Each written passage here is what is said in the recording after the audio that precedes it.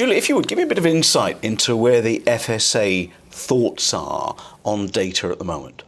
Whether it is about better understanding what's going on in the food sector, how we can inform consumers, how consumers can take power into their own hands. That's where we see the opportunities going forward. So, Julie, where does the FSA stand on transparency of data? There's lots of it out there. In the FSA, we believe fundamentally in the principle of openness and transparency. We think that is best for the consumer. We recognise that there's potential sensitivity about some data, particularly if it's personal information. So I don't think that there's necessarily one rule for all types of data. But as I said, we would start from a principle of transparency.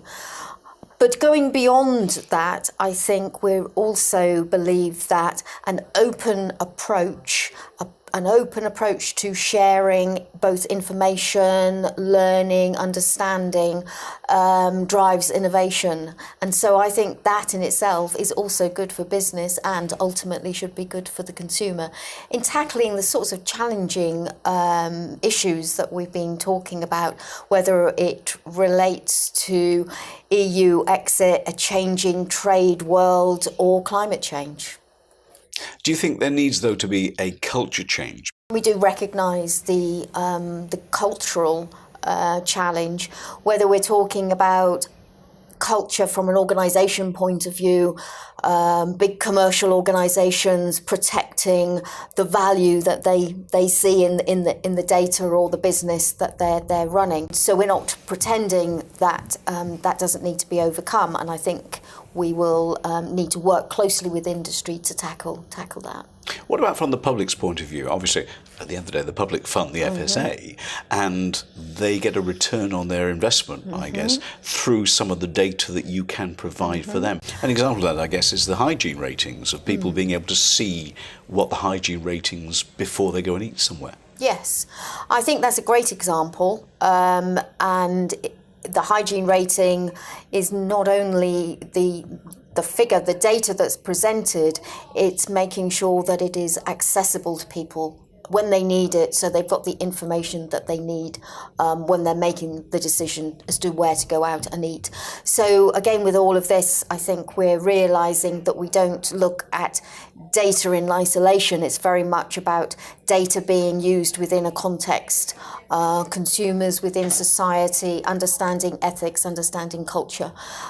So I think that's the other thing I've learned in the last year or so in the FSA is the need to bring data out of the data closet, as it were, and make it very much more mainstream. But also going beyond that, I think the data itself can identify issues around waste. It can identify all of these sustainability issues.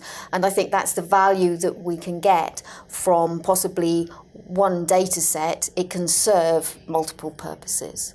What are your thoughts in terms of the way that data and transparency of data can help throughout the chain?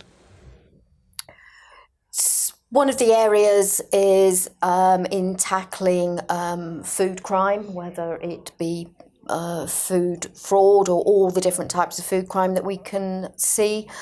I think there's a lot of data or intelligence within the food sector. People often say they know what's going on or they have suspicions as to what's going on.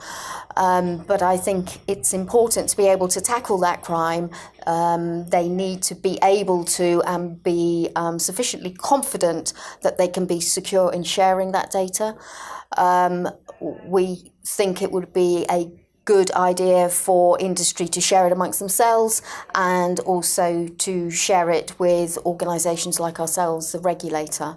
And we are really encouraging industry to share all of that sort of information, and I think there's a great opportunity in doing more of that. But we really are trying to reassure the industry that where data is particularly sensitive, and this is an example where one might be more cautious than not of just publicising all data. If it does relate to a crime, it would be treated appropriately. But one final point I would say is that I think a more transparent food system generally would make it easier for all of us, the good guys, the consumer, businesses, to be able to better identify potential crime or where there are opportunities for food fraud. Thank you very much. Thank you.